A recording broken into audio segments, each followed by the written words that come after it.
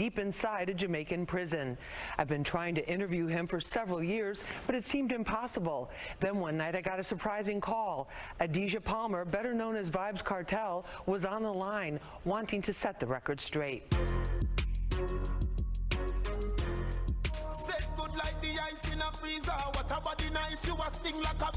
Vybz Kartel is many things, an incredibly prolific artist in the dancehall reggae genre who's managed to dominate the music scene despite being locked down. He's a charismatic entertainer whose nickname World Boss hints at the respect he's given on the streets.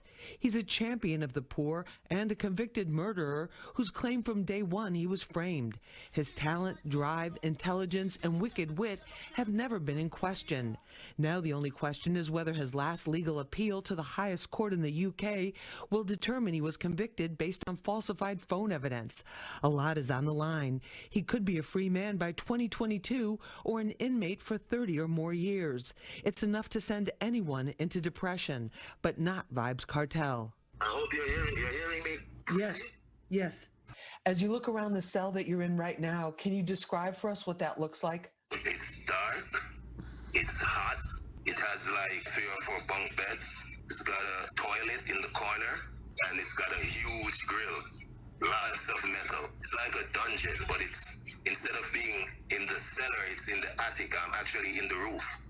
You say you're in a better place mentally than physically.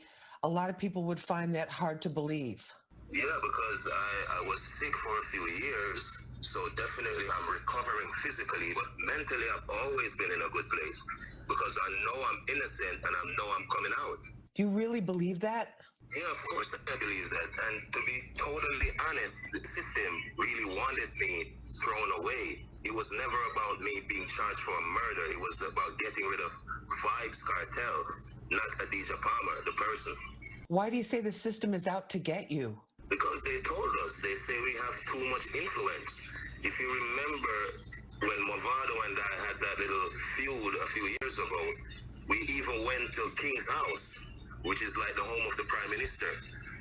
And they were telling us that, oh, we're leading the kids astray, and if we don't stop what we're doing, we're not going to get any permission to do shows and stuff like that. So it has always been about the influence that Vybz Kartel has. The dancehall music genre, like gangster rap, does not shy away from lyrics that talk about guns and street violence, as well as sexually explicit content.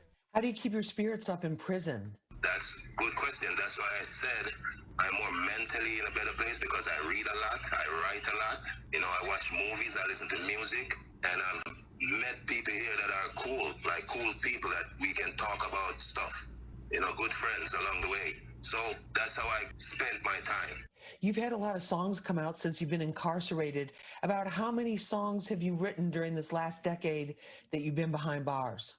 Lots of songs I can't even count. At one point, I was sending out like 3-4 books a month, because when I write the songs, I usually send the books out when I get visits. Thousands of songs, really. And I know all of them are not going to be able to get released maybe in the span of my career, but you know, I just keep writing and writing. It makes me better. Are you concerned that the conditions there are going to impact your health? I'm basically just thinking about going home now, because everything is drawing to a close, so I'm not really worried about my health as much. I'm doing much better, you know, so it's all good.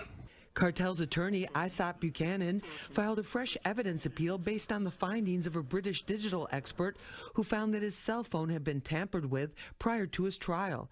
It's expected to go before the Privy Council, second only to Queen Elizabeth in authority. Yes, God save the Queen, because she's the only one that can save me now. Despite the twists and turns in his legal saga, Kartel refuses to give up. Coming up tomorrow night, part 2 of my exclusive jailhouse interview. Kartel gets candid, not holding back about how he really feels. It's a side of him you've never seen before.